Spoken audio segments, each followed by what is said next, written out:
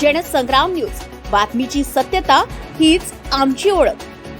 वर्धा वायफळ रस्त्याच्या दुरुस्तीसाठी जनता रस्त्यावर रास्ता रोको आंदोलन.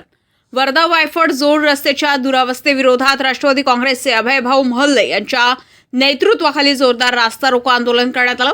या आंदोलनामुळे तब्बल 2 ते 3 तास वाहतूक पूर्णपणे ठप्प झाली. गेल्या 10 ते 12 वर्षापासून या रस्त्याची अवस्था अत्यंत खराब असून रस्त्यावर मोठमोठे खड्डे पडले.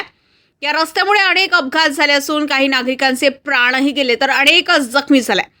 तरीही शासन व संबंधित विभाग याकडे दुर्लक्ष करत असल्याचा आरोप आंदोलकांनी केलाय.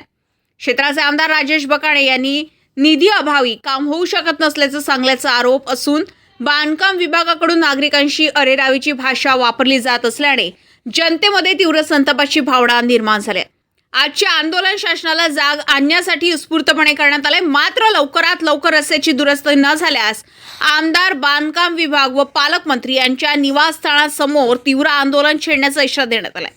या आंदोलनात राष्ट्रवादी काँग्रेसचे पदाधिकारी, कार्यकर्ते, विद्यार्थी व नागरिक मोठ्या संख्येने उपस्थित होते. किशोर सुरकार, जनसंग्राम न्यूज, वर्धा.